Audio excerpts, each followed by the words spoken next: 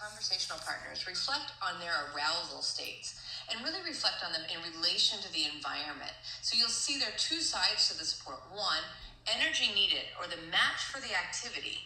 And the second side reflects my energy or where I am. The states really reflect those biobehavioral arousal states, but with words that are familiar to our students or individuals on the spectrum. So things like maxed out and frenzied for extremely dysregulated, amped up and fidgety would be our agitated state, focused and purposeful, settled and calm, sleepy and still, and asleep. You'll notice these words are purposely chosen to reflect internal energy, so what it might feel like and what it might look like, but purposely do not have emotion words tied to them, because remember, arousal states can happen with any emotional overlay. So the ideal here is to help students or individuals start to identify when they're in a good match with the environment and when there's also a mismatch. So being able to mark what the expectation for the environment is. So if it's gym class or PE, maybe amped up and fidgety is where we want them to be. But if our students are unsettled and calm, that gives us a mismatch that tells us that a regulatory strategy is needed to help increase that child's arousal level so that they're better able to participate more fully in the activity. And vice versa. Perhaps they're in an activity where sleepy and still is what we're after, but they're in that maxed out frenzied state. Again, giving us information that there's a mismatch and we need to be looking towards a regulatory strategy to help rectify that.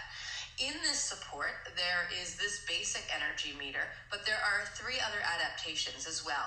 2, focusing on areas of special interest, just to give you some ideas of ways this could be personalized. So one done with Pikachu characters.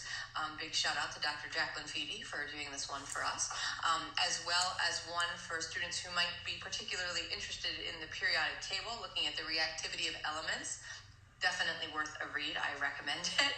And then one done by 5th graders looking at terminology that they might use commonly in the classroom as well. So it is important to personalize the support to make sure that it's reflective of concepts that the students understand and the verbiage is such that they can access it.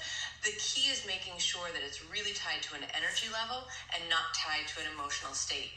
The last page of the combined support actually has the arrows. So what we would recommend is when you're putting this together, that you would put strips of Velcro down either side of the support, and then you could move those arrows to be able to indicate the state that the student is in, or and the state that the environment is kind of requiring or helping them to be successful.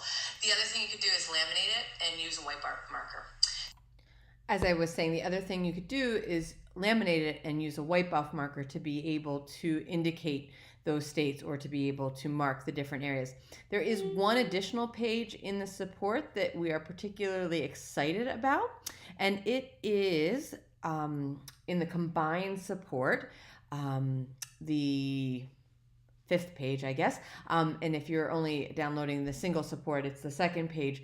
But it is a table which gives regulatory strategies. So when there is a mismatch, it gives you some ideas of strategies that are both soothing and alerting. They are listed by the different sensory systems. So if you need a strategy that is soothing, you can look at the different sensory systems and try to figure out what might be available and applicable for an individual in the given environment and the context they're in.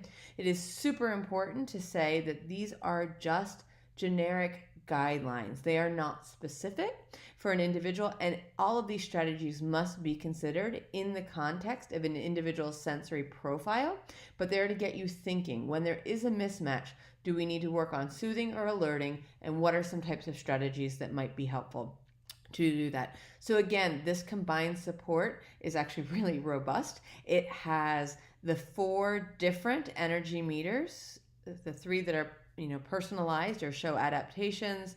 It has the strategy support for helping move between soothing and alerting for the different stages or the arousal states, and then the arrows to help put it all together.